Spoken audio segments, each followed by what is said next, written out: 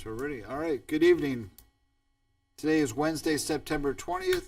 It is now 7 p.m. I'm going to call the meeting of the Twinsburg City School District Board of Education to order. Mr. Osnayo, can you call the roll, please?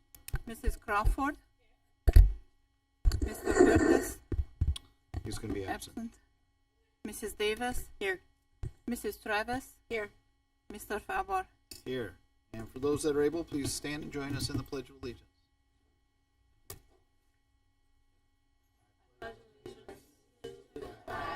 Of the United States of America, and to the republic for which it stands, one nation, under God, indivisible, with liberty and justice for all. We have the microphones, but I think we got drowned out. Do we have any changes to the agenda?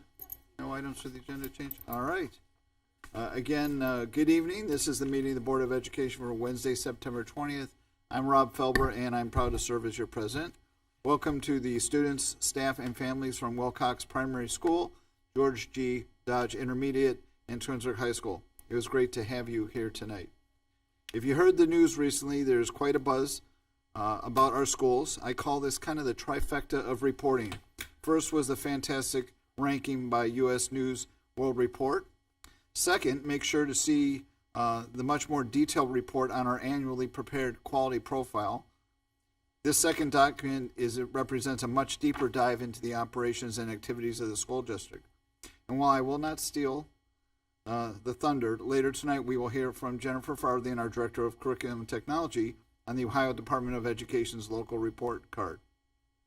These three reports, two of which are third-party generated, paint a strong picture on the state of the Twinsburg School District. I mentioned the trifecta, and let me just state that this is good news all around. As a reminder, the deadline to vote in the November 7th, 23 general election is Tuesday, October 10th. And I'll turn the meeting over to Mrs. Powers for a superintendent report with one final message to rest in peace, Ralph. Yeah, I said it. I can't follow that. Good evening, Mr. Felber, Board of Education. Good evening, families. It is so great to see everyone back. It's been a long summer. You weren't here all summer. We had our meetings, and it's finally time for our students and their families to come and celebrate great success. Indeed, it has been a really fantastic couple of weeks here in the district, as Mr. Felber just indicated. So many great things happening. And we know that ratings are just that, ratings, but boy, it sure is fun to celebrate the successes of our students because they are working really hard, doing awesome things. And we thank our families for all that you do to support the children of our district. We thank our residents for their support, and we thank our amazing staff who make it happen every day here in the school district. So it has been fun, and let's have the fun continue, right? For sure.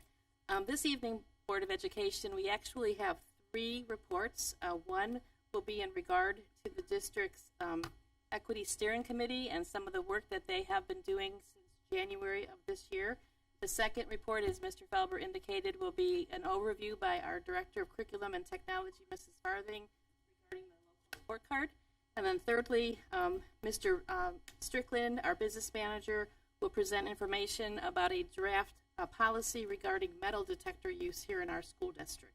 And I should say metal detector wand use to be more specific. So those reports will be following here in a little bit.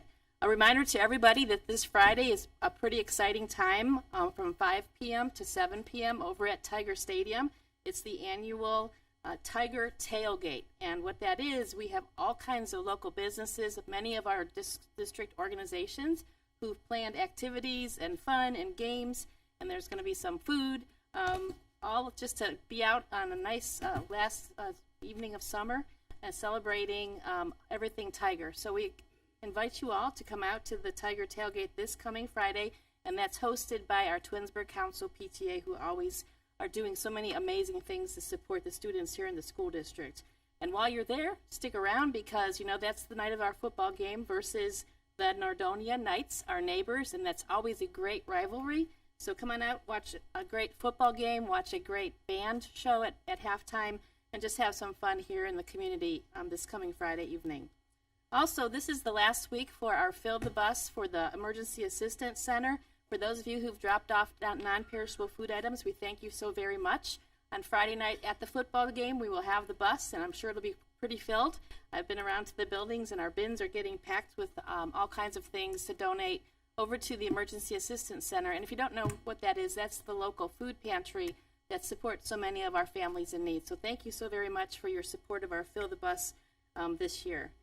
Monday, September 25th is a curriculum day, so boys and girls, you don't have school next Monday, but all of the teachers and all of the staff here will be in school themselves. They're going to be doing something called professional development on Monday. So we hope you have a very nice long holiday. Well, it's not really a holiday, but I guess for you it is. A nice long weekend, and we'll see you on Tuesday next week, September 26th. So it's so much fun to celebrate the students who are here today, and I see that Mrs. Turner is here, our principal from Wilcox Primary School, so we're going to invite her forward, and we're going to celebrate some amazing Tigers from Wilcox Primary School first. Welcome. Thank you, Mrs. Powers. There we go. Good evening, everyone.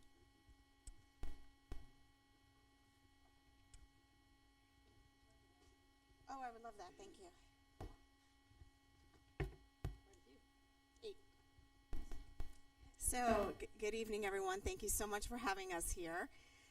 Each time that we are invited to the Board of Education meeting, we get to recognize our Wilcox Rocks students. And so tonight we have 8 students that we would like to recognize. In general, these boys and girls come to school with a smile on their face. They're ready to learn. They practice kindness. They are showing responsibility, and they're very helpful to their teachers. But their teachers did write a little something about each child, and so I would like to honor them and read what was written about them as they come up. So we'll start with our first graders. Boys and girls, when you hear your name, come up the step here. We're going to say hi to Mrs. Powers and get your up, and Mrs. Travis, and then we'll put our certificates in front of us and line up front, and we'll help you, okay? So our first grader is from Mrs. Ferrello's class, and it is Maya Barton.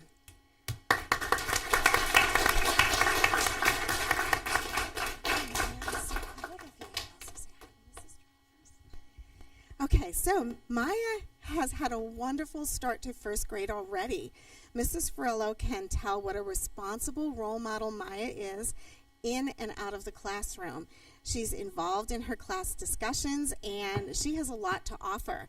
She demonstrates respect and kindness to others, offering a helping hand.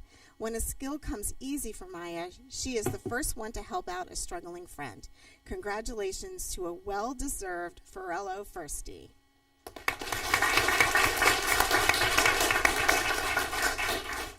Our next first grader is in Mr. Hill's class. It's Niavit Dillon.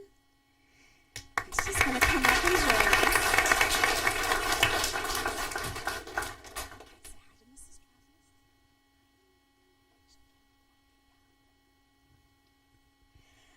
Niavit has done a wonderful job adjusting to first grade.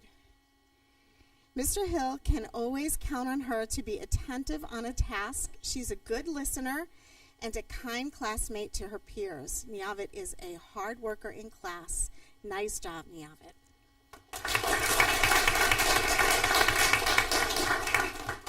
Mrs. Zanz has recognized Maya Rawls as her first grader.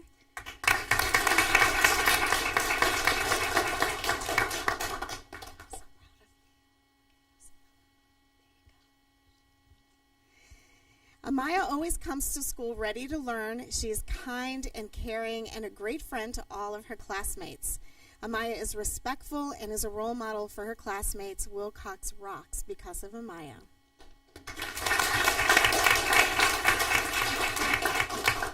Moving on to our wonderful kindergarten students. Our first one is Kara Bennett in Mrs. Hannah's class. Is Kara here?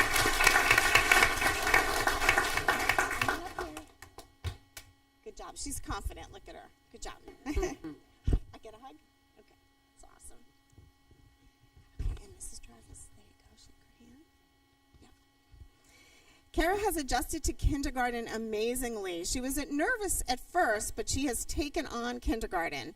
She's always so excited to come to school and lends a helping hand. Every morning she tells Mrs. Hannah how much she loves coming to school.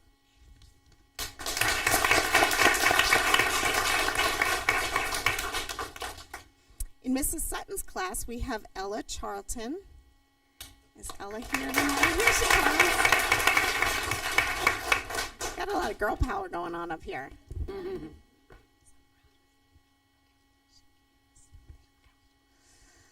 Ella is such a joy to have in kindergarten. It is only the first month of school, and she's doing amazing. She's kind, respectful, caring, and a great listener, and is rocking it at school. Ella comes to school with a smile on her face and is always eager to learn. Mrs. Sutton can't wait to see her growth this year. Keep up the awesome work, Ella.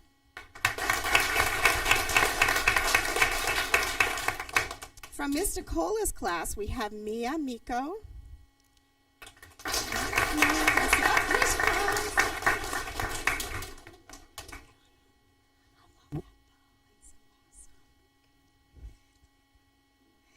Mia is a very respectful and kind to adults and her fellow classmates. She respectfully listens and follows directions promptly, which makes her a wonderful role model for other students. She's kind and caring. She is eager to offer help to anyone who needs it.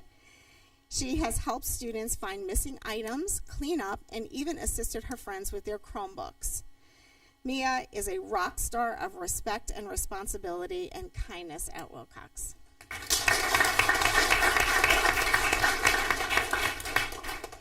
And rounding out our list, we have two preschool students. So the first one is Jace Esperson from Mrs. Tershak's class.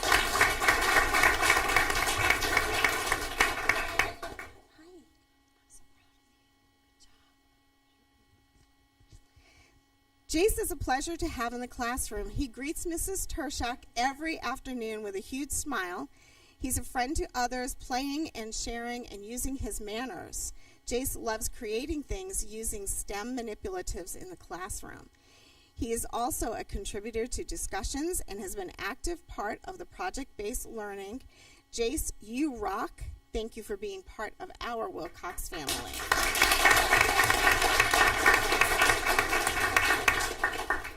And for Mrs. Cyric's class, we have Drew Holton. Now we have some boy power up here, right? Our last two boys. Good job. Okay, Mrs. Cyric says, Drew is a hard-working and sweet student.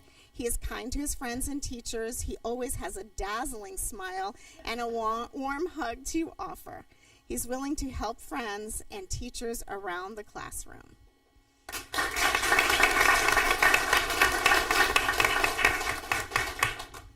Those are our Wilcox Rock students. Now, boys and girls, what I would love you to do is put your certificate in front of your tummy so everyone can see your beautiful smiles. And step up, girls, step on up here so we can, because I know we need to get these photos for Instagram, right? Okay, scooch up here. Okay, there we go. And we have some of our amazing teachers, so if you are a teacher of one of these students, come on up and join them.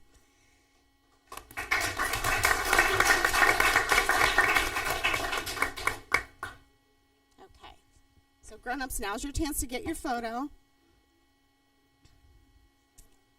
Oh, okay.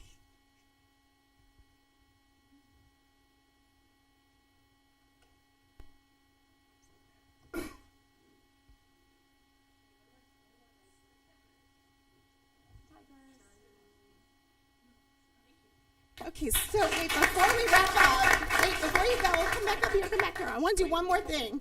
Jace, come back up here. So this week, our students have been doing character lessons every day in their classroom, and we've been learning about the ingredients of a champion. And so what we've been doing is tying the ingredients of a champion to our Wilcox Pledge, where every morning we say that we are responsible, respectful, caring, and safe. And at the end of our character lesson, we've been doing a champion cheer. So I'm hoping my friends up here can help us with the champion cheer. Can you take your certificate and you can give it to your or put it down on the floor in front of you. Okay, you ready to help me? They didn't know we were doing this. I was driving here thinking. Okay, ready? Okay. I am a champion.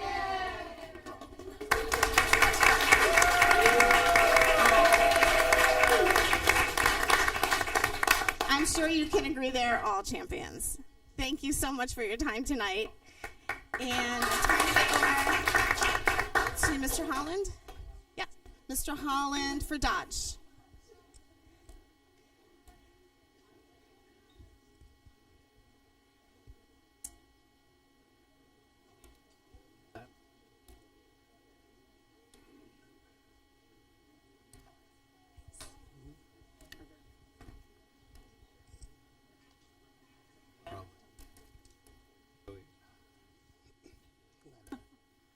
So, good evening, everyone.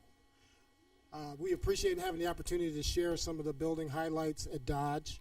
Before we get started with our Students of the Month, we did want to take a second to tell us about an award that tell you all about an award that we just received. So on Monday, Ms. Wall, who is with me here, Mrs. Spring, who could not make it tonight, joined me down in Columbus as we accepted on the behalf of our students and staff, as well as our superintendent and our Board of Education, an Environmental Excellence Award given out by the Environmental Protection Agency.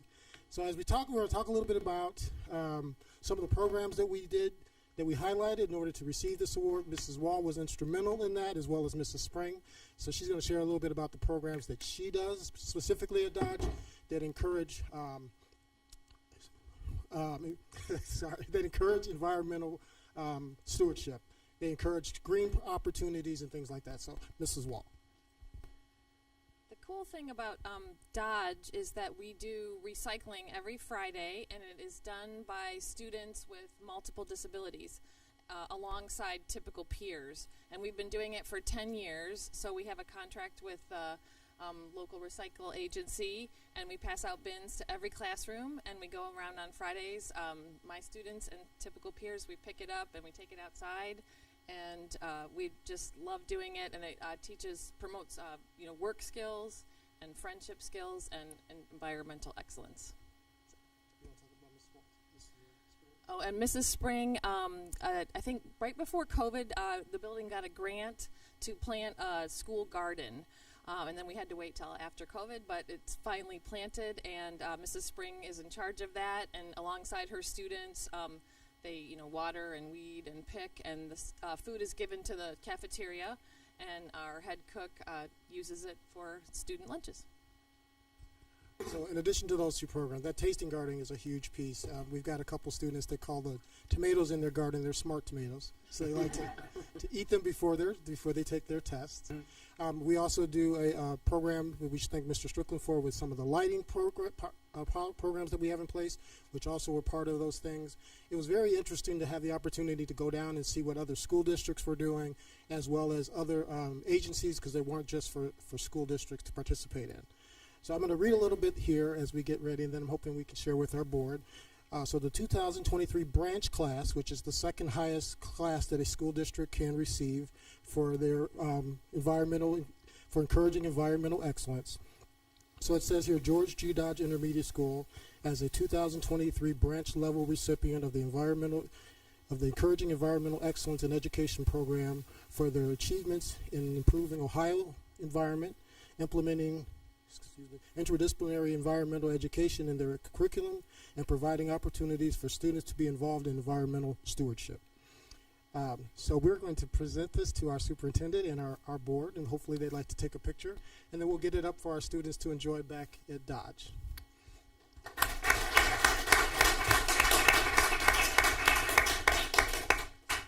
going to present this to you to share with the board. It's beautiful. And then we have a flag that represents our accomplishment. Yes. Backwards and upside down. There we go.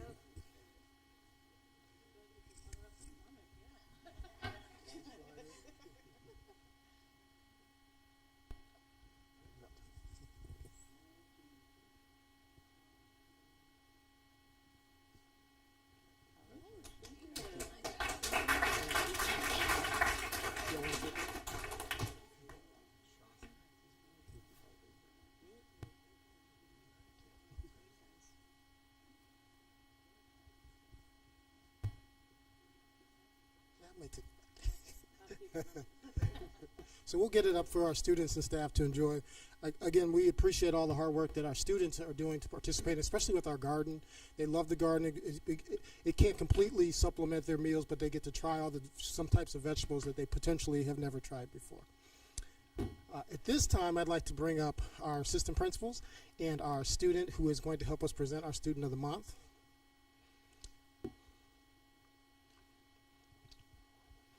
So while they're headed up, I do want to highlight two other quick things that we are doing. Today, I want to thank Mrs. Hunt for allowing our high school band to come over and present to our fifth graders. They did an excellent job. The students really enjoyed it. The teachers really enjoyed it, and I hope the students that came from the high school really enjoyed it. It was really nice to see some of the high schoolers that came through Dodge coming back and being able to share that with their younger Tigers. I also want to just encourage everyone to tomorrow morning is one of our biggest events of the year, which is our father-daughter walk. Father's walk. We're going to get it together. 'Cause it's our Father's Walk. But I'm super excited about it because we have already nearly 400 people registered, families registered to participate. So we're thinking we'll probably have anywhere from 800 to 1,000 students and parents participating in the Father's Walk tomorrow. It's a really great opportunity for us to celebrate the hard work that families do for our students and how important they are in the roles of their students' educational programming. And so it's for anyone who can participate. We strongly encourage that if there's not a dad that can be there, anyone who needs to bring their child to school that day and celebrate their accomplishments, set goals for their 4th, 5th, and 6th grade year are welcome to join us for this. At this time, let's highlight some students, and we're going to pass it over to Ms. DeVille. Good evening, everyone. I am Sierra DeVille, and I am one of the assistant principals at Dodge Intermediate School. And I am here with Mrs. Huggins, who will be helping with certificates. She is the other assistant principal. And I am here with one of our 6th grade students. So we started out with 4 presenters tonight, and we are down to 1 due to illness. And something that is very special to me and that stood out to me about DJ is that when I told him that the other students wouldn't be able to participate, he said, "It's okay, I got it, I can read it all." And I said, "Well, I'm not going to make you read it all, and I'll help you out a little bit." But he was very confident, and he is a natural at this, and I'm sure you guys will see that in a couple of moments here. So without further ado, I am going to hand it over to DJ to get us started. Good evening, Twinsburg families, Twinsburg staff, and Board of Education. My name is DJ Dorch, and I am a 6th grade student at Dodge. At our school, we pride ourselves on being respectful, responsible, and safe. Tonight, we are going to honor our fellow schoolmates who have been nominated as September Students of the Month. Tonight, not only will September Students of the Month nominees receive a certificate of achievement, but we will also be awarding them with 5 Tiger tickets, each to place in our Tiger ticket raffle bin around the building.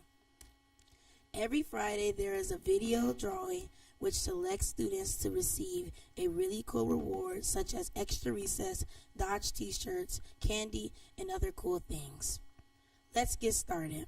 First up, Mrs. Brindley's 4th grade teacher nominates Arajia Kasharaju.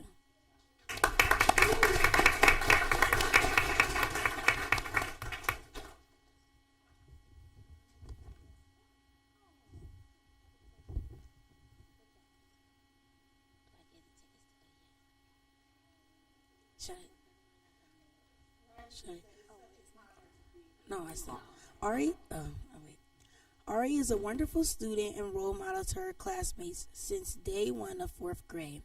Each day, Ari comes in with a smile and ready-to-work attitude. Her positivity, kindness, and respectfulness stands out to others and makes her a terrific classmate and friend. She loves to participate and help others. Ari puts forth a strong effort into her schoolwork and is willing to help out or work in groups with her classmates. We are proud of Ari and how hard she is working and believe she represents what it means to become a Dodge Tiger. Congratulations to Ari. We are so proud of you.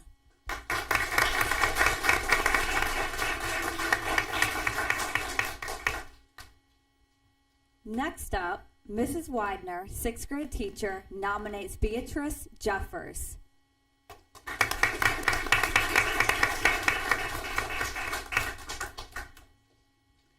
Beatrice is a ray of sunshine every day. She comes to class prepared and ready to learn, giving 100% effort continuously. She is very kind, inclusive, and helpful to all of her peers. Way to be a Dodge Tiger, Beatrice.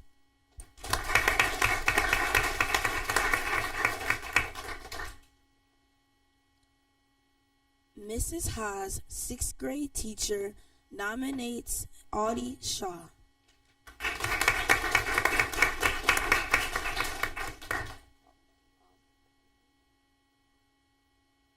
Audie Shaw is an excellent member of our sixth grade team. He knows character counts at Dodge, and he demonstrates this in a way he consistently treats adults and peers with respect and compassion.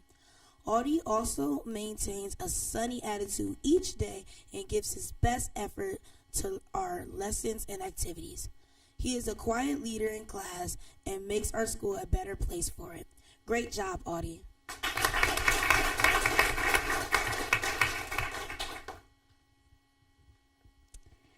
Next, we have Mrs. Vilchek, fifth grade teacher, nominates Kaden Fayol.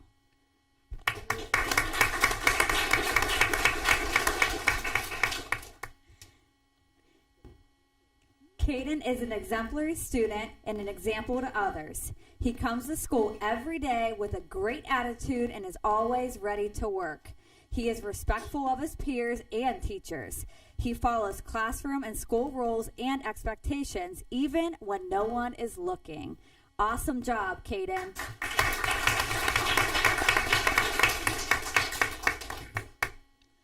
Mrs. Recker's fourth grade teacher nominates Carter Patrick.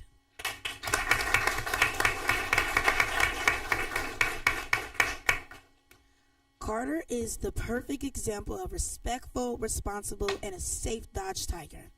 He has good manners, is kind to everyone he interacts with, and always has a smile on his face. Carter completes his work and stays focused in class.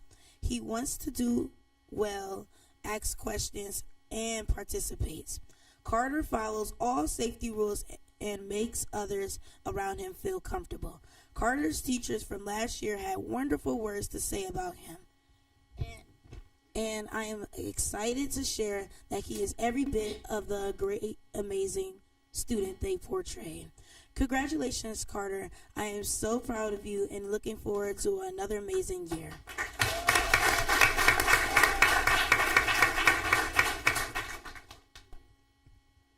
Mrs. Fichter, fourth grade teacher, nominates Drew Kaiser.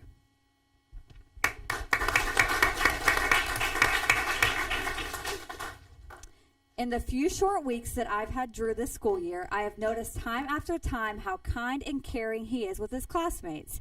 He always has kind words to say to his peers and is the first one who is willing to help. He is a hard worker and strives to do his very best. I look forward in getting to know him more this fourth grade year. Keep up the good work, Drew.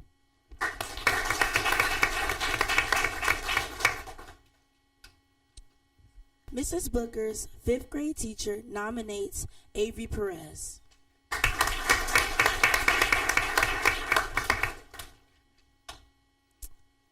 From the first day of school, Avery seems to start her day with a warm and delightful smile that captures everyone's attention. Not only does she have a pleasant personality, she is also generous with her beautiful artwork that she shares with her teachers and others to bring a smile to even more faces. Avery works hard to achieve academic success and is always friendly to her classmates and teachers. It is my pleasure to proudly nominate Avery Perez to represent our class as Student of the Month. Great job, Avery.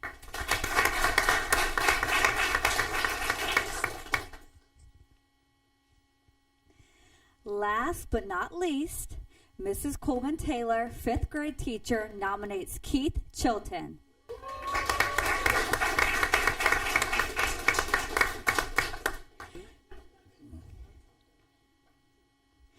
Keith has started the school year off well and enjoys being at school.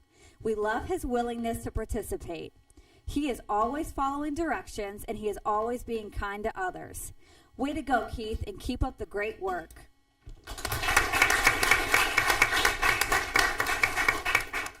Congratulations to Dodge's September Student of the Month.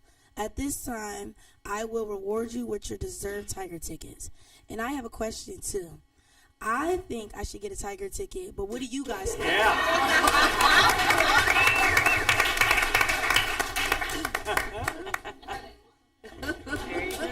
Well done. Very well done. First of all, I just want to thank all of our students for their hard work. And DJ did an excellent job, and he's very humble. I'm so proud of DJ because I've known him since 4th grade, and he is always in a place that gives him an opportunity to showcase his leadership. I don't know if you remember 2 years ago when we had a situation with a bus and a bus driver, and we had really great kids that stepped up to the plate. DJ was one of those.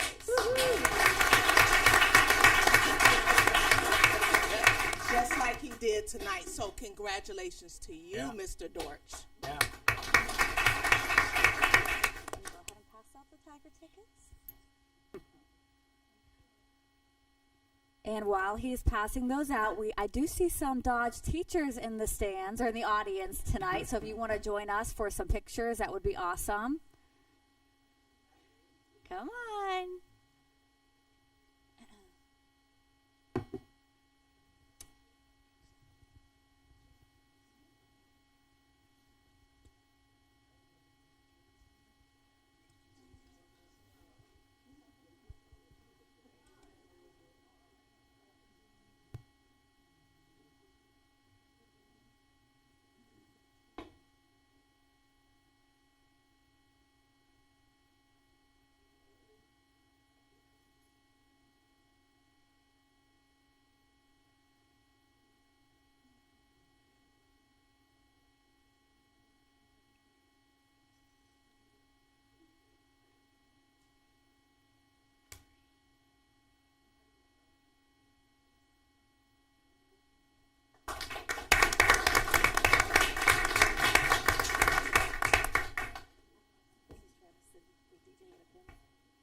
Oh, DJ. Thank you, Mrs. Powers. You're welcome. Nice. Well done, DJ. DJ, don't go too far. I want a green ticket. At this time, we're going to welcome the high school Mrs. Hunt up to the front.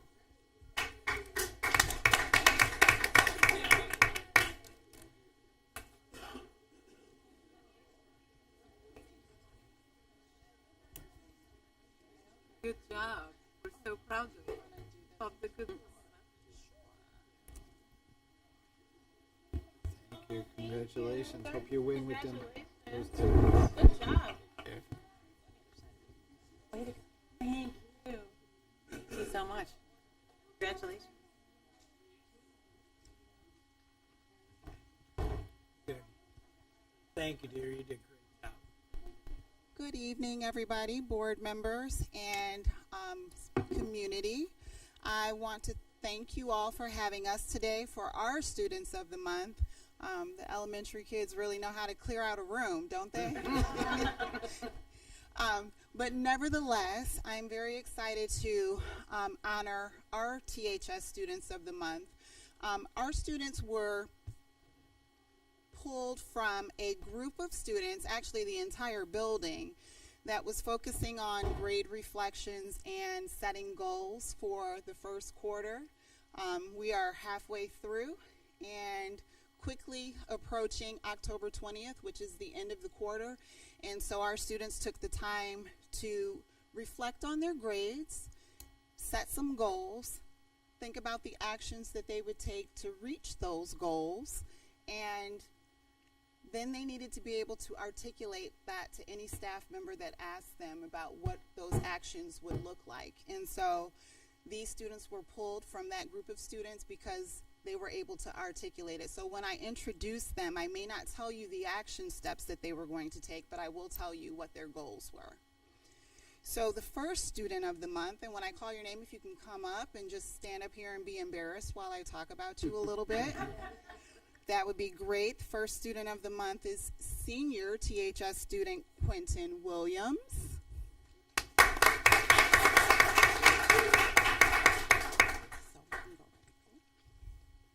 So Quentin Williams is accompanied here by Dad Alonzo Williams. And his goal for the first quarter is to do better than he did last year. And I think that that's a really great goal because it'll help you kind of go out with a bang, right, Quentin? The career path that he sees himself doing in the future is graphic design. And he is currently in the D&D club at Twinsburg Public Library, and D&D stands for Dungeons and Dragons.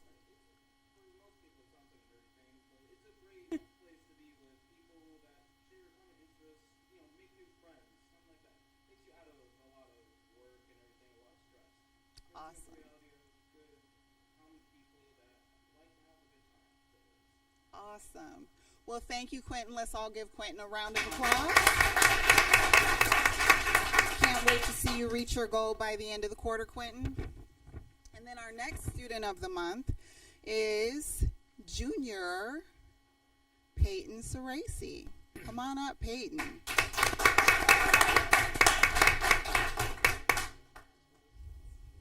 So Peyton is accompanied by her mom, Katie Cerasi, and her goal is honestly just trying to do her best for the first quarter.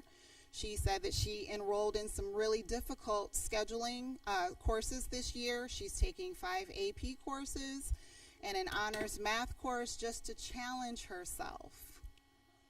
And her goal is just to do her best and stay on top of her work. She says that while she's unsure of what she plans to do with her future, she does know that she plans on going to college. She is currently involved in pep club, varsity football, cheerleading, varsity basketball cheerleading, and she does track and field as a pole vaulter. And she said, thank you so much for this incredible opportunity, but we say thank you, Peyton. Congratulations to Peyton.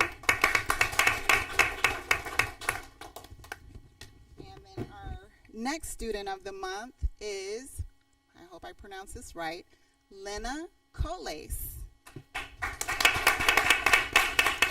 So Lena Coles is a foreign exchange student straight from France, and she is accompanied by Chad and Kate Raymond, and Sophia, Brooke, Kendi, and Evie are her family here to support her.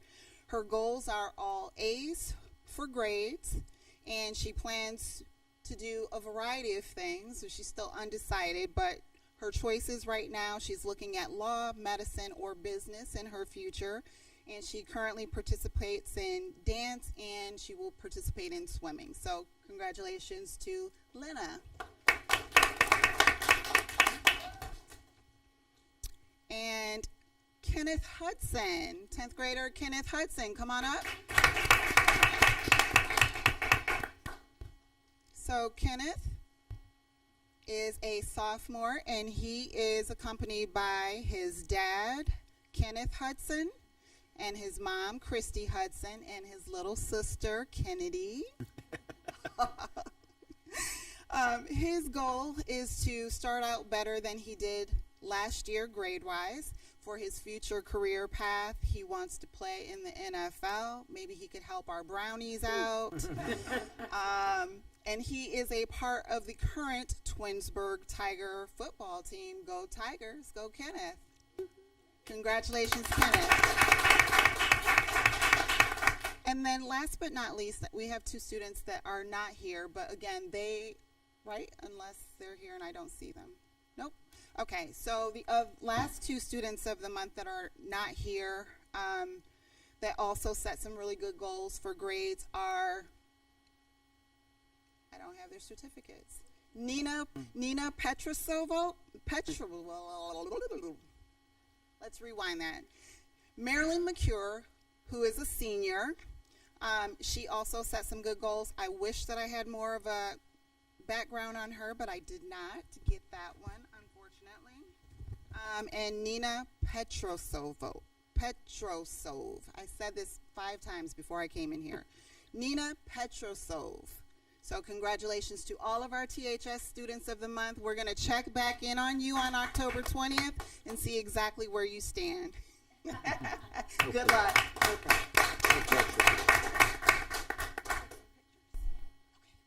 Oh, can we take a couple pictures? I just need them for my communication.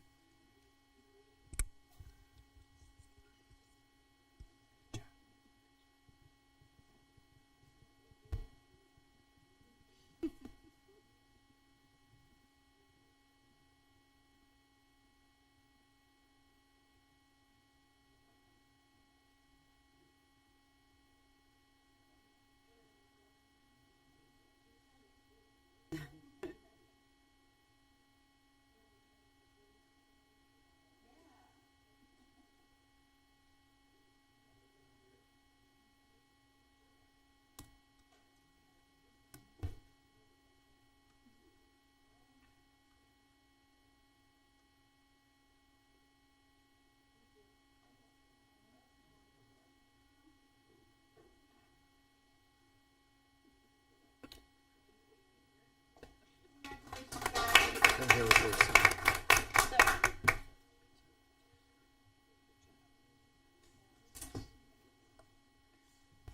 And we have to congratulate Mrs. Hunt. That was her first Students of the Month presentation. Excellent job, Mrs. Hunt. Congratulations, everybody. And Mr. Felber, that concludes my report for tonight. All right, thank you very much, and congratulations, students and families. I'll toss it back over to you for your next presentation. Right. So we're going to ask Mrs. McKinney to come forward. Mrs. Hunt, can you ask Mrs. McKinney to come on in? And Mrs. Wilkerson, come on in.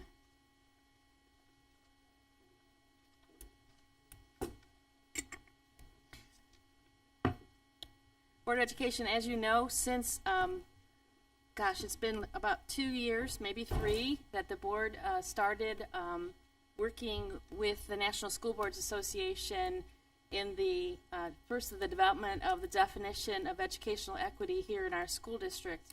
And once that was done, the work began with our Twinsburg City School District Equity Steering Committee. And they have been very busy since January of 2023. And this evening, we just want to provide for you a little bit of an update as to the work that they have been undergoing, as well as, for the first time, a small presentation with regard to the draft educational equity policy that they have created over the last few months. Mrs. Crawford is a member of this committee, and I don't know, Mrs. Crawford, if you wanted to say a few things about your work on the committee and why this is so important to you.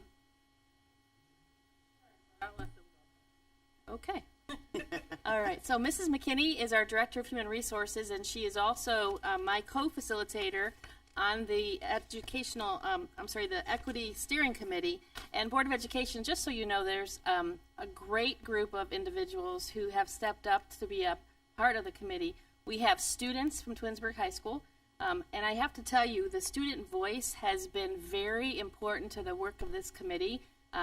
They speak their truth.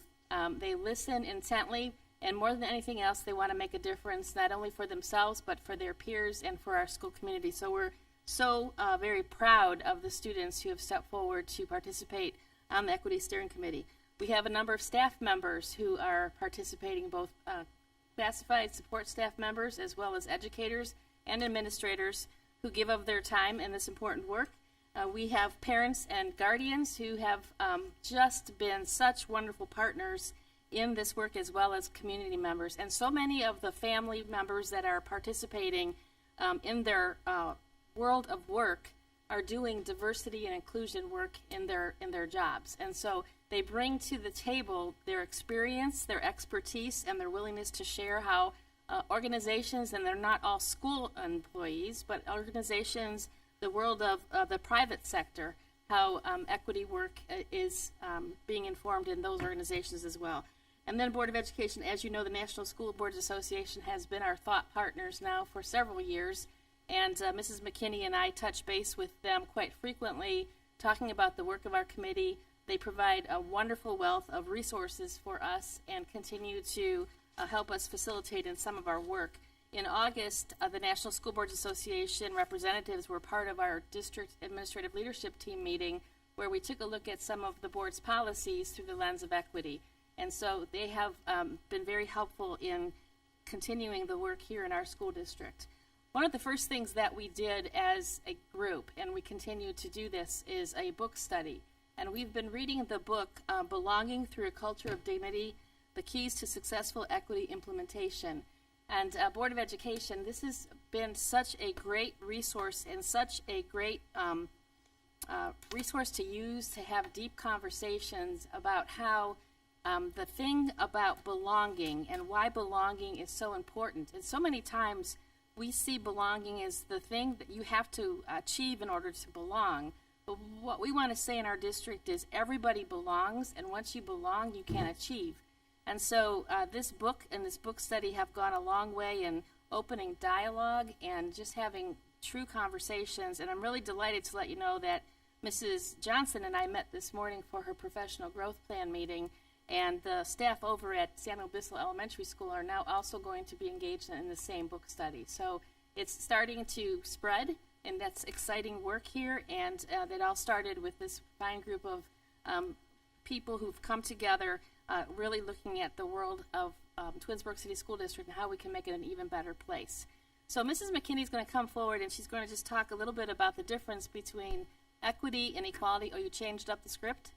Okay, and they didn't tell me. Okay, well, Miss Nairi Wilkerson is one of our members of our committee. She's a parent here in the district, and she's also a staff member for our neighbors to the south, the Hudson City School District, and she does important work for the Hudson schools. And we're so delighted that you're a member of our committee, and so I'm going to let you lead on in the presentation this evening. Thank you for being here. Thank you for having me. Should I move this? Okay, it was making noise. All right. Okay. Well, thank you for having me.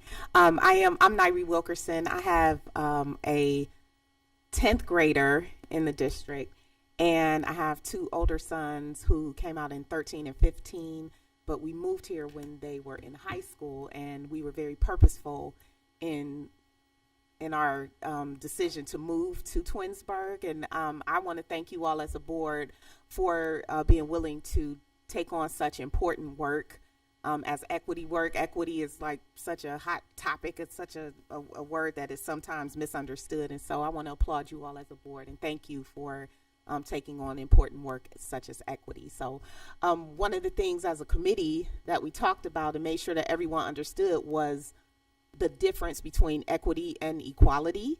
And so this is an excellent image that helps everyone to understand it, because equality is equal measures, as we know, and we can see when everyone gets exactly the same thing, everyone doesn't necessarily get what they need. So in this picture, in this case, it's successfully riding a bicycle. And we know in schools it is about every student being able to be college and career ready and getting as much from a curriculum and from a school experience. And so in some cases, like the student on the end, some people aren't able to participate at all.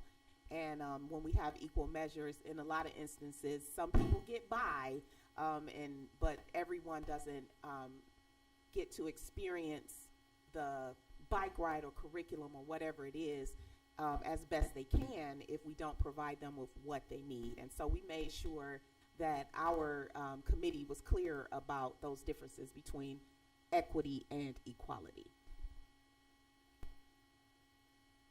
And then, of course, we talked about the board's definition of educational equity and then how that applies to the work that we're doing. And so I assume that our friends at home can see it, so I don't think I need to read it, right? Okay.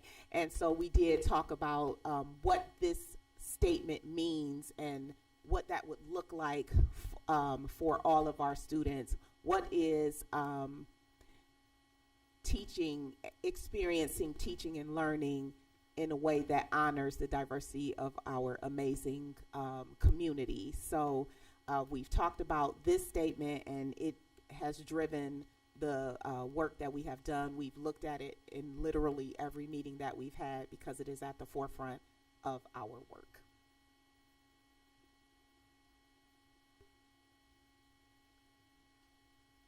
So Board of Education, when we started to talk about our work as a committee, there were so many things that we wanted to cover. And we used the data of our school district to try to figure the direction that we would like to go. And so there were four areas that came forth as initial conversations about the work of the committee. We talked about creating a draft educational equity policy, which we'll talk a little bit more about that this evening. We talked about reviewing your policies through the equity lens of equity. We talked about taking a look at the district's strategic plan to make sure that the plan and the action steps also follow suit with ensuring that equity is alive and well in all of our school districts and programs. And then we also talked about our hiring practices and whether the manner in which we hire our employees is done so through the lens of equity. And the committee took a look at these four areas, and they pulled which of those areas should be the first thing that would be done as the work of the committee. And so the first thing that we've determined to be our initial step was to create and co-design a draft educational equity policy. And it has taken several months because this was hard work. And one of the things that we came to realize about this is often in education, you knock on the door to the neighbor to the left and the neighbor to the north and south and east and whatever. And what we found is not very many school districts locally have an educational equity policy. So we then talked to our thought partners at NSBA who were able to connect us with districts across the country who are doing this kind of work. And we were able to use those templates to begin the conversation, to dream big. What do we aspire our educational equity policy to look like here in our school district? So Mrs. McKinney is going to talk a little bit more about the process behind the development of the educational equity draft policy.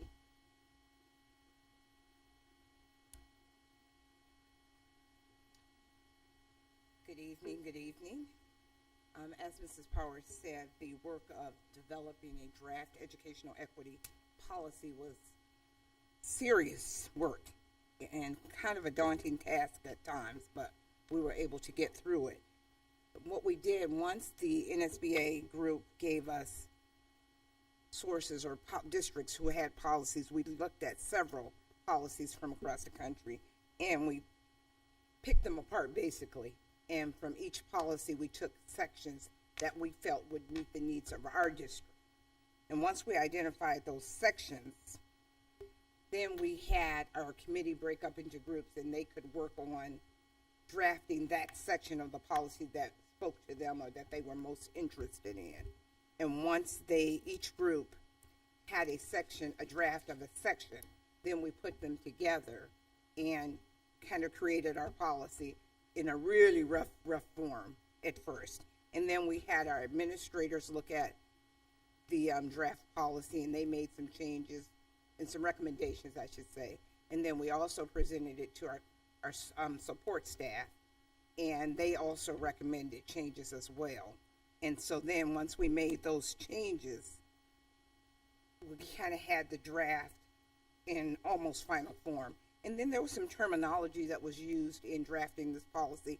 And when you're talking equity, there was some terminology or terms that people weren't familiar with or people had different definitions of. So we created a glossary as part of our draft educational equity policy so that when we're talking about justice, when we're talking about equality and those things, everybody is understanding it and defining it the same way. So at the end of the task, our policy, our draft educational equity policy it starts with the Board of Education's definition of educational equity. Then it has a purpose, which is our why. It also has roles and responsibilities of the Board of Education, the superintendent, and the Twinsburg City School District staff. Twinsburg City School District staff and the Twinsburg City School District Equity Steering Committee, because everybody has a role in this work. We have unacceptable behaviors and practices as part of our equity policy, and then desired outcome. And as I spoke before, we also included a glossary because some of the terms have different meanings, and we wanted everyone to be speaking the same language and having the same meaning and understanding of those terms. So that is what we did, and the policy I think that was presented to you all is the draft of the educational equity policy for Twinsburg City School District. So you have that in your possession, the final product of our work. Right? Thank you. Thank you. Thank you. I'll just keep it brief and say it's been a passion of mine. I'm so grateful that this committee has been formed, and I'm proud of what we're doing and how we're moving along, and I'm happy that we're here at this meeting today. So thank you both for presenting today to be able to start the process of making this all final. It's something that I look forward to going to each month. Actually, I would like to go more at it. Like, it's really good. I love that we got the book, and I think we're going to. So my final task is to just share when our next meeting dates are, which are the 9th of October and the 6th of November, and to see if you all have any questions for the three of us. Belinda, you can come back up here with me.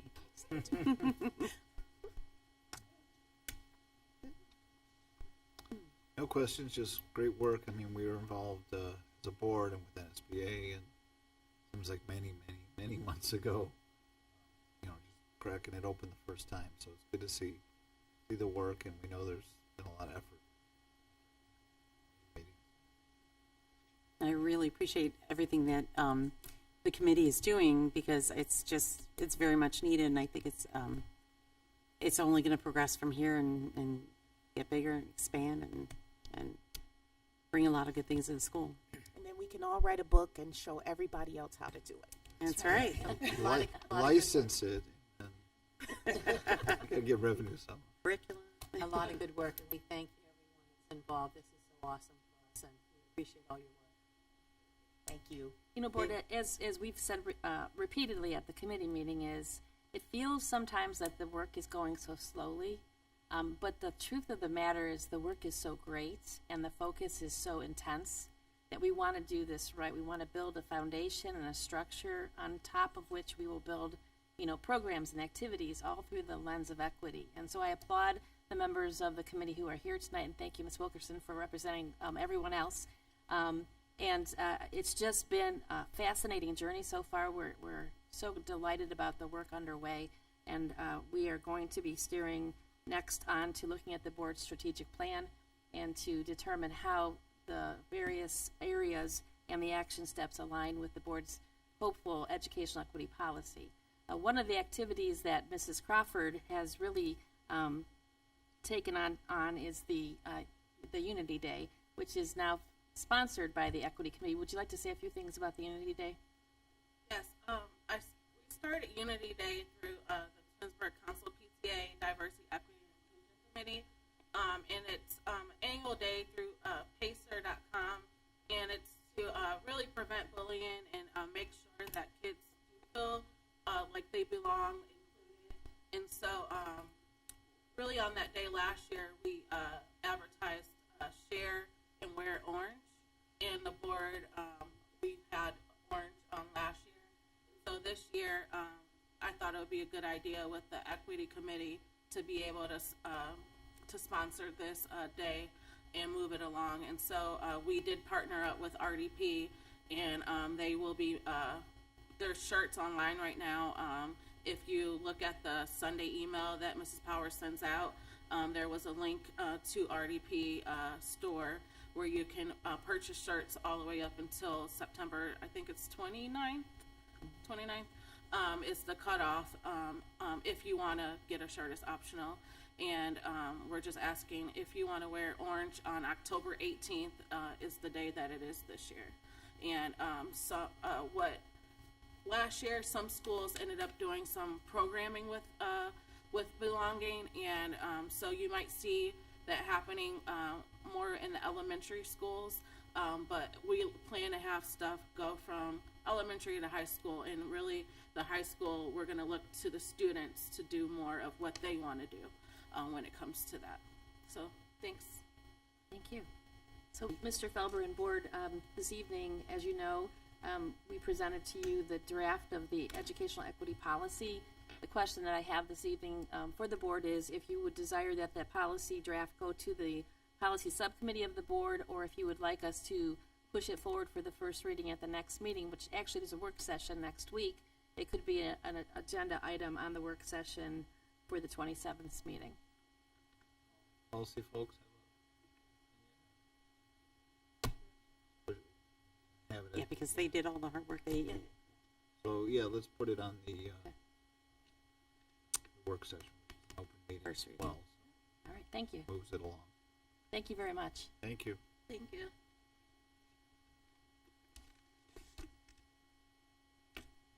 Do you have committee reports? I just have one that, does anybody else? Yeah. Committee report was with equity. They already said everything. So I think we're good. Okay.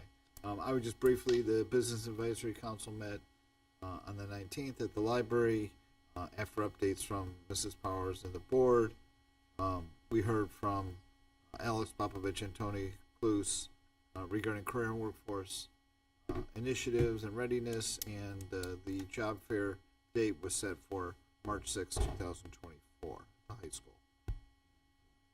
Next meeting will be November 28th. Very brief highlights. I don't think there's any other committee meetings next week. Okay. So then, yeah. The Board of Education, this evening there are two administrative reports, the first of which is that that will be presented by our Director of Curriculum and Technology, Mrs. Jen Farthing. Mrs. Farthing has been busy all summer, as has the rest of the administrative staff and our EMIS coordinator, Carol Freehoff, in analyzing the data and making data appeals, and ultimately the end result was the report card that we received last Thursday. So thank you very much for your diligent efforts over the summer and beyond, and you're a fantastic leader, and tonight it's fun for you to be able to celebrate some awesome news. Yes, it is. This is great news that I'm here to share with you this evening. So good evening, Board of Education, in-person guests, and those viewing the live stream. This evening, we're going to talk about the 2023 local report card, which encompasses the 2022-2023 school year.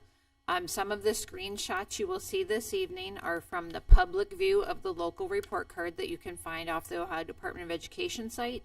And some views are shots that we see in the secure data center just because they look a little different and better, and I think able to be viewed from home easier. You might have to click for me. Okay, I'm ready. There we go. This is the first year for our overall rating on the local report card, and this district overall rating this year is 5 stars. Woo, yay!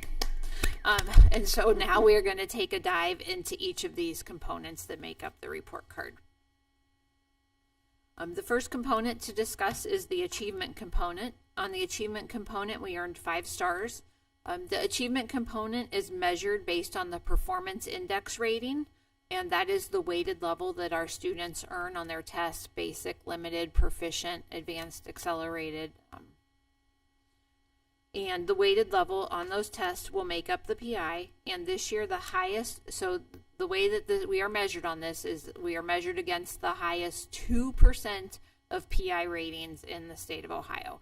So the measure of the highest 2% in PI was 108.8, and out of that we were 97.9, and that equaled 90%. So that was 5 stars for us. Our progress measure is value added, and in general, this measure shows students making 1 year worth of growth, and that is measured by the growth index. The growth index is relative to each subject area, and that is focused within the Twinsburg City School District. This measure is weighted based on the current year at 67%, and the prior year at 33%. Additionally, the progress measure now adds in an effect size measure. This measure encompasses the entire state. If you look online, you can, I'm going to say, get into the weeds of the effect size and the growth measure. Because personally, I thought the progress measure was already weedy enough to try to explain to people, and now we get to add in the effect size. So it's very weedy, and we're going to just keep it at the high level right now, but it is very detailed to make this component calculate. So in next year, it'll even be a little more challenging. So we're just going to keep it moving at our 4 stars and be very happy at that. The next measure is gap closing, and we earned 5 stars in gap closing. This shows how well our schools are meeting the performance measures of students in the English language arts, mathematics, and graduation. It also measures how we are doing with our English language learners. It measures chronic absenteeism, and it identifies our gifted students and gifted services. You can see in this screenshot there are many pieces that go into gap closing, and then within each of those measures you can go into more detail to see how, like for example, the ELA progress, how you earned that 3. So you can keep going down again into the weeds. There are many parts that make up gap closing, and this will always be a focus for us. The gifted measure was part of gap closing, but I just wanted to pull this up and show it to you because it's very exciting. If you look at this, when we talk about the gifted measure, it is measured to the hundredths and tenths. Like, that makes a huge difference with this measure. But if you look here, you'll see that our students scored 119.6 for their performance index for the gifted, and the highest in the state was 120.55. That is less than 1 point difference that our students scored. So to me, like that, I just applaud that, and that is something that our students are working so hard at, and our classroom teachers are working hard as well. And like that one just makes me smile and makes me very happy. The next one is the graduation component, and in the graduation component it was 5 stars, and I probably feel a little complacent about that because we've had 5 stars every year. However, there's a lot of hard work that goes into making that happen at the high school. In general, all of our students are green, good to go, but then we have some yellow students and some red students who we spend a lot of time talking about at the high school to make sure that we get our 5 stars there. The next component is early literacy, and early literacy is 5 stars, and I probably would give a big woohoo out on this one as well.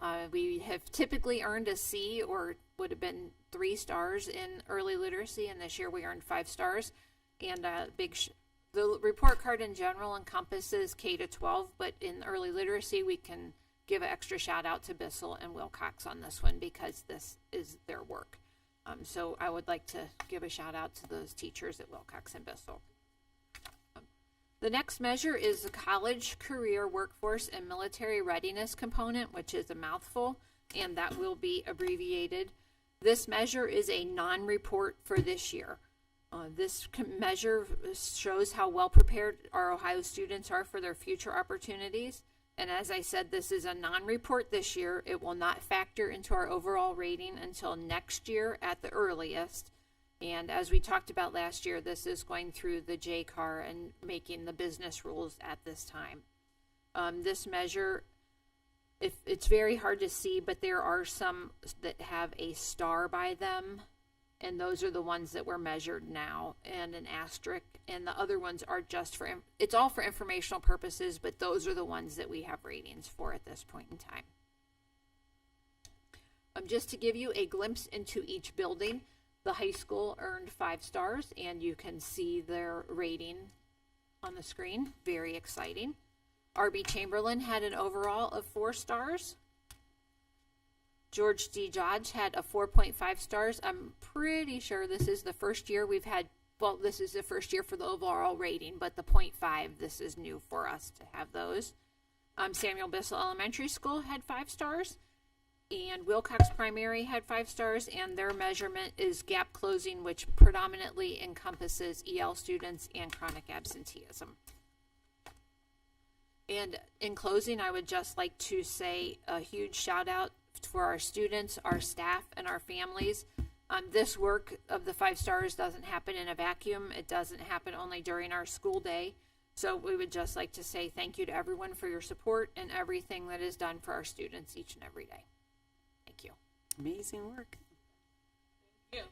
Thank you. So, I just say, as I mentioned in my president's report, this is a third-party endorsement. yes. You know, because well, of the that's- three, yes. you know, I mean, it's all the work we did, but it's not just take our word for it. Here's what the state says. Correct. So this is a good day in Twinsburg. That, again, coupled with the quality profile and that small publication, U.S. News. Yeah, that small one. You know, Thank you, Board. I do think it's worth looking back to look at the present. This district did, and I wasn't on the board. I can't take credit for what the board made decisions that they made or that administration made. But during COVID, we tried our best in this district to keep our students in school. Those students on this report card here were students from about the 3rd grade up who were absolutely affected in some way, shape, or absolutely. form by COVID. With our babies being home, no daycare, none of those preschool things were available to achieve and to overcome and to be where we are today. I think it's just kudos to the fact that we kept our kids in school the best we could for as long as we could. It was a lot of hard work to differentiate this district and move buildings and people and desks and everything, but it pays off. And we should be proud of the fact that, you know, we've overcome all that and we are where we are today. This is outstanding work. You know, briefly mention what you said. It pays off academically, but it also paid off like mentally, emotionally, socially, and all that for our kids too, to be able to be present in school at least part of the time when everything went down, when other schools were all remote. So that definitely benefited our students and of course academically. Thank you. Thank you. Thank you, Mrs. Farley. Board of Education, our last presentation this evening is being presented by our business manager, Mr. Matt Strickland. Switching gears from academics to school safety, which is as important, of course. And we have an evolving number of strategies that we have implemented over time. And tonight's presentation with regard to these metal detector wands is the next phase of our school safety protocols. So Good evening, Superintendent Powers, Treasurer Resnaya, and School Board and community. That is a tough act to follow. I've got Students of the Month. We got the report card. We got great equity work. But I brought props. So there you go. So listen, but you know what? I was thinking about that, and I saw the agenda, and I'm like, I got to follow the report card. But you know what? I am proud to say that in business, we get to support the safety of our students and staff. And I think that that's hard to extrapolate data on what a safe learning environment looks like and how that benefits kids and staff. But I'll tell you, when I go to work every day, now being out of RBC, I want to feel safe.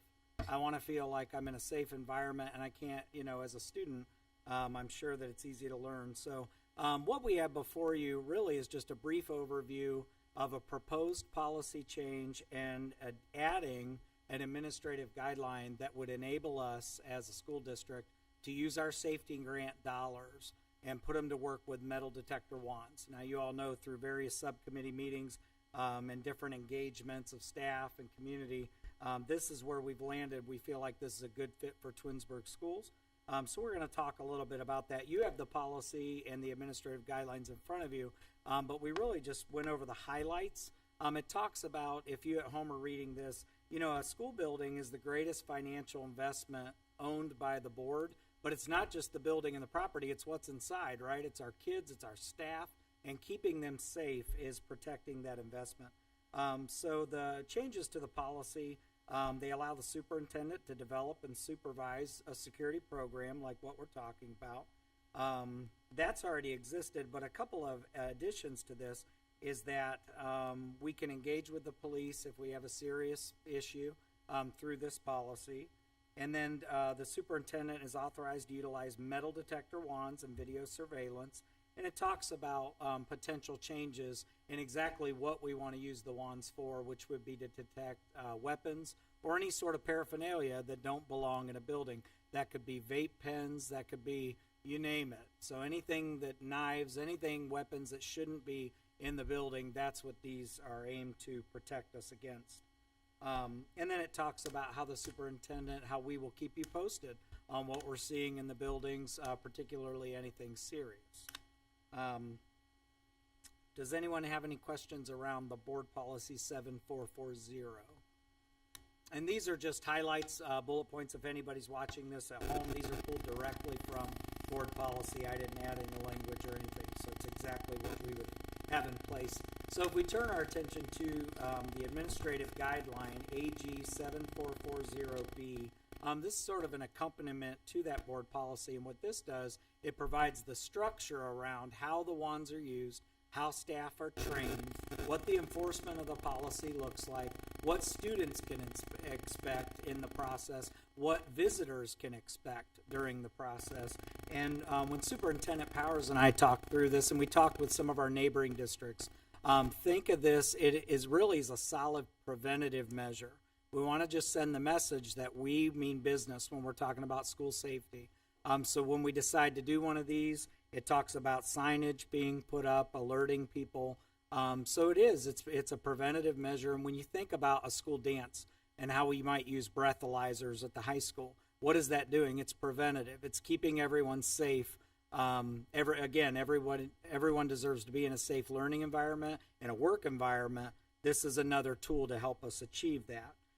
So the administrative guideline, again, it's a step-by-step proposal that really helps our administrators at the building level and at the board level understand what this policy is, how we execute it, how we enforce it, what it looks like day to day.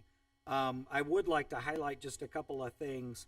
Again, like we talked about, whether it be a dance, a school function, a sporting event, a concert, what have you, if we elect to use them, it's really to keep people safe, and it's to discourage anyone from bringing anything in the building that shouldn't be there.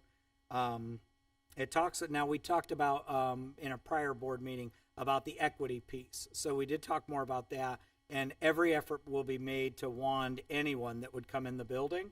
The only exception would be if we get backlogged and would have to do a random approach to, get everybody in. But apart from that, the goal will be everyone entering, whether it's a guest, whether it's a student. And we feel like that will answer that equity piece. And it talks about, we can't single anyone out without reasonable suspicion. So that's more that random approach, that if you're going every third person, you can't pick the second person because how you think they look. So again, it's that equity piece. So as we look through there, does anybody have any questions around the administrative guideline or any concerns that you've read through? Or? No, I think you mentioned signage and in favor of everyone just because of the downside of not doing it and having a policy that's hard to follow and can be confusing. Are we looking at every day? Are we looking at announced searches? Not searches, but use. So we wouldn't put out signage till the morning of, because just obvious reasons. But no, it would be really at the superintendent or the building principal's discretion on what they're feeling. But I don't believe that it would be every day.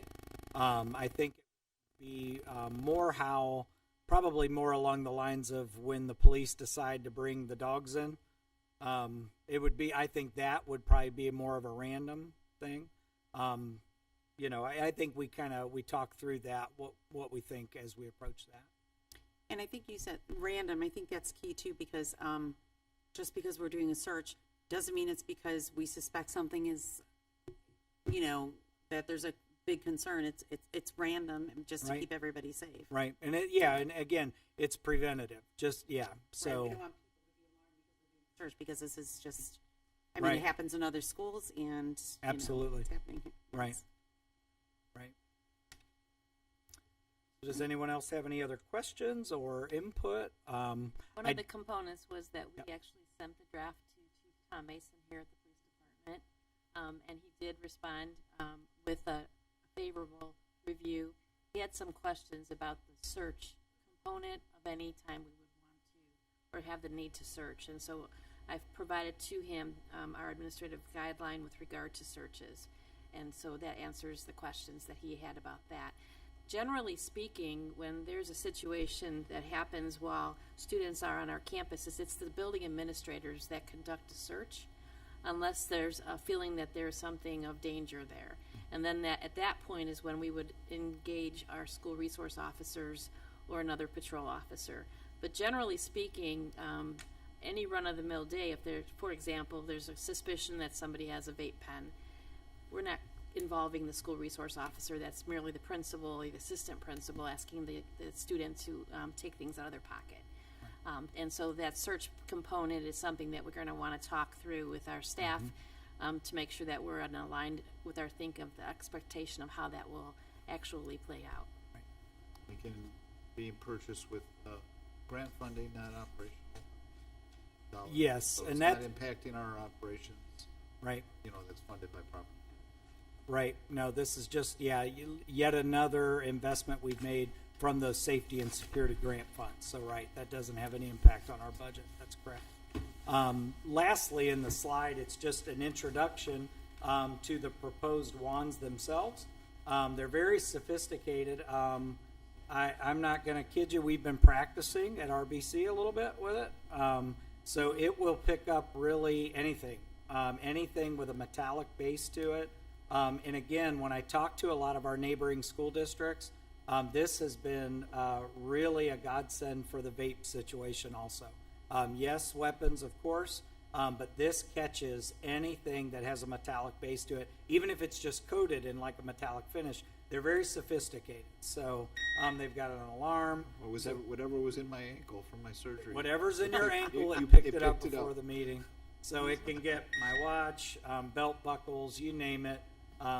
They're pretty cool pieces of equipment. So the training on them is easy, and with your approval to move it forward, we'll continue to engage our administrators on what a launch might look like. So, real quick, because how you said it would pick up anything metallic, I think it'd be, I guess, prudent to have the schools or the kids have their car keys in their hands as they're entering or whatever to kind of avoid.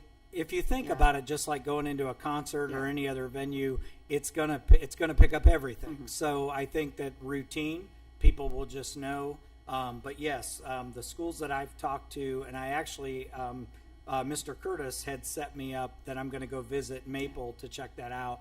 And the way that they do it is, you would hold, like if you have a phone or your keys in an obvious spot. That way people aren't fishing around in their pockets and that. But I think with anything else, there's going to be some growing pains. I think there'll be delays and we'll have some backlog. But I think overall, it's a fantastic investment in safety for our staff and our students. But yeah, it's a great point. So thank you. Yeah. So being that this is another new policy, and we already put the other policy, let's go ahead and put the first reading next week at the work session. So just to keep moving along, and then second reading at the next board meeting. Very good. All right. Thank you. Thank you. Thanks so much. Thanks, Matt. Ms. Rosnaya, do we have any blue cards?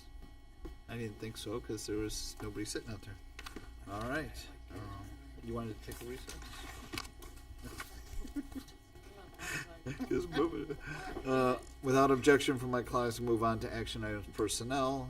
1 through 5. H1, resolve that the Twinsburg Board of Education accepts the certificated licensed personnel and or contract recommendations detailed in the attached exhibit as per the dates, terms, and other applicable conditions specified pending satisfactory ORC background checks. 2, resolve that the Twinsburg Board of Education accepts the revised certificated licensed personnel recall list.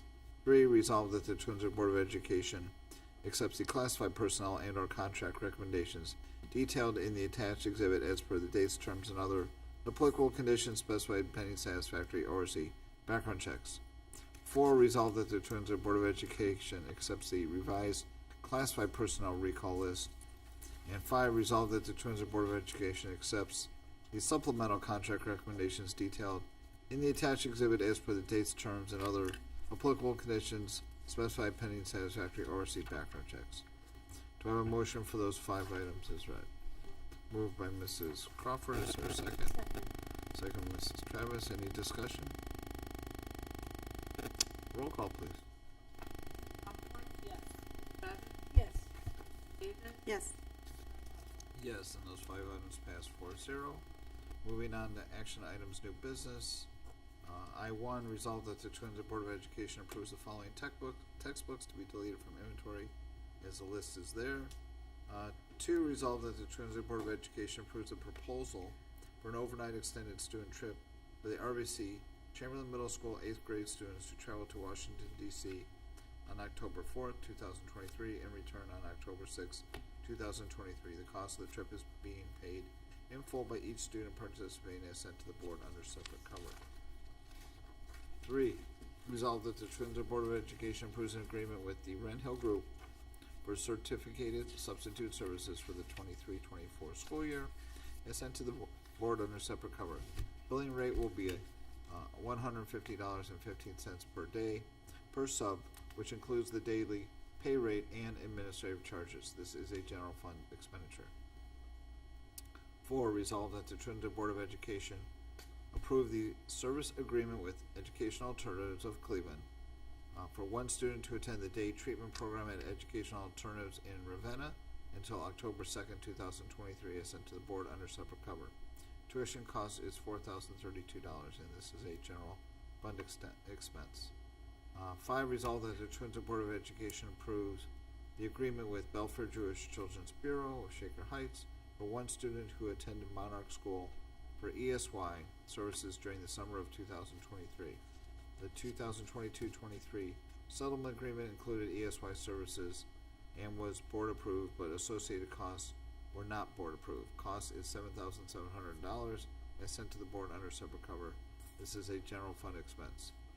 6, resolve that the Twinsburg Board of Education approve the agreement with Belfair Jewish Children's Bureau for 1 student who attended Monarch School for ESY services during the summer 2022.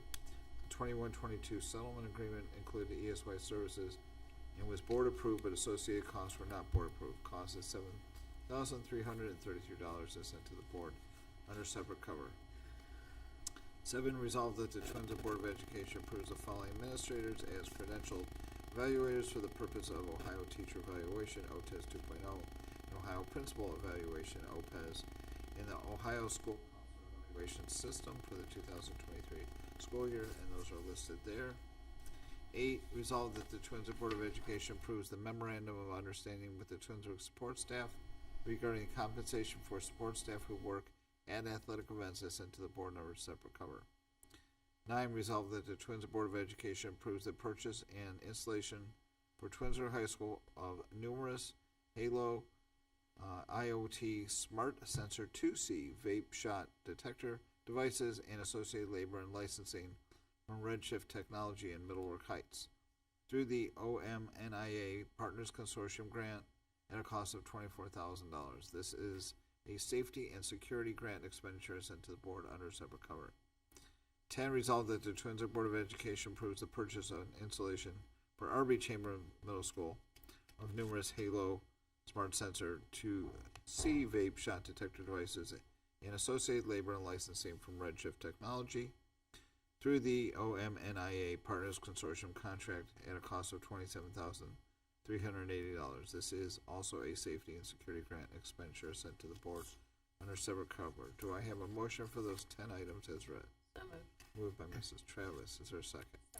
Second, Mrs. Crawford. Discussion. All pretty things that we've known were coming. Yeah. Roll call, please. Travis? Yes. Crawford? Yes. Davis? Yes. Howard? Yes, and those 10 items pass 4-0. 11, resolve that the Twinsburg Board of Education approve the School Safety ID Data Security and Privacy Agreement with School Safety ID of Oklahoma City for the visitor management solutions in the Welcome Centers as sent to the board under separate cover. 12, resolved that the Twinsville Board of Education approves the purchase of 5 school-safe ID kiosks for visitor management from School Safe of Oklahoma City for the Welcome Centers as sent to the board under separate cover. The cost is $18,619.75, and this is a permanent improvement fund expense. Do I have a motion for those 2 items? That was Mrs. Davis. Second? Second. Mrs. Travis, Mrs. Powers, anything particular on these?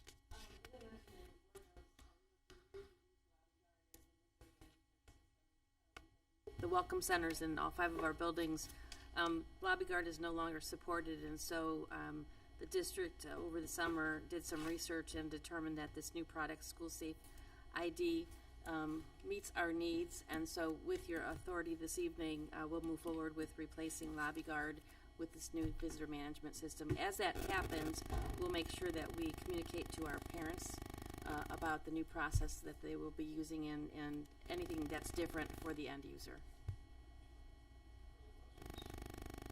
Roll call. Yes. Yes. Yes, and the items pass 4-0. We are now at miscellaneous. Anything for good of the order? All right.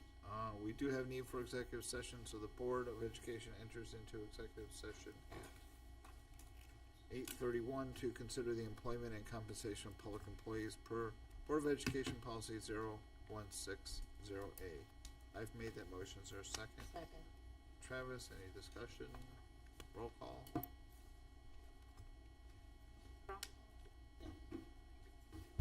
Yes. Yes.